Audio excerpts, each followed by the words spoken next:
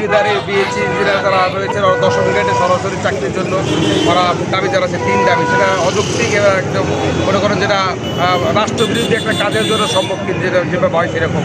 আমরা যারা diploma engineer রয়েছি সারা বাংলাদেশে এরা 1980 সাল থেকে একদম যে গেজেটভুক্ত আমাদের ডিপ্লোমা ইঞ্জিনিয়ার দশম গ্রেডে যারা এখন চাকরিজীবীতে রয়েছে তাদের প্রমোশনের যাতে বাধাগ্রস্ত সেই জন্য ওরা সরাসরি বিসিএস ক্যাডার দেওয়ার পরে দশম গ্রেডের চাকরির জন্য ওরা একটা আবেদন করেছে। এবং আমরা যারা ইঞ্জিনিয়ার রয়েছি তাদের দামের আগে ইঞ্জিনিয়ার থাকবে না, সেটা ওদের একটা দাবি। তো সেক্ষেত্রে আমরা মনে করি যে এটা একটা দেশকে অস্থিতিশীল করার জন্য আওয়ামী লীগের কিছু লোকজন জড়িত হয়ে এরকম একটা আত্মঘাতী একটা ওরা সিদ্ধান্ত নিয়েছে, যেটা আমরা নিতে জানাই। সেক্ষেত্রে আমাদের গতকালকে ঢাকাতে স্মারকলিপি দেওয়ার পথে যে আমাদের নেতাকর্মীর উপরে অতর্কিত হামলা করেছে আইন শৃঙ্খলা বাহিনী, এরা সাথে ছিল।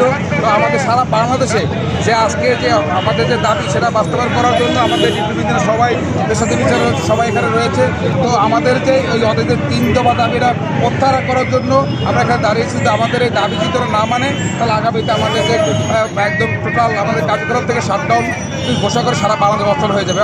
আমরা মনে করি আমাদের এই যে বরিশাল জেলা আমি আইডিবির আহ্বায়ক রয়েছে, আমাদের শাহিন ভাই সদস্য সচিব রয়েছে।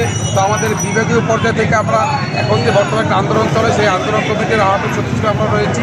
তো সেক্ষেত্রে আমরা শান্তিপূর্ণভাবে আজকে আমরা বিক্ষোভ সমাবেশ এবং বিক্ষোভ মিছিল করবো।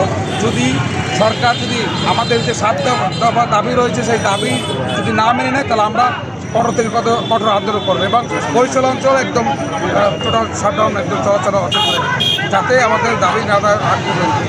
আপনার নাম? আমি যে মাহবুবুল্লাহ মিঠু, আমি আইডিবির আহ্বায়ক বরিশাল জেলা শাখার বিএসপি সংগঠনের এবং আইডিবির জিএমেরও সভাপতি বরিশাল জেলা। আর আজকে যে আমাদের ছাত্র শিক্ষক যে আমাদের যে আন্দোলনের যে একটা আন্দোলন কমিটি রয়েছে সেখানে আহ্বায়ক হিসেবে আমি দায়িত্ব পালন করছি।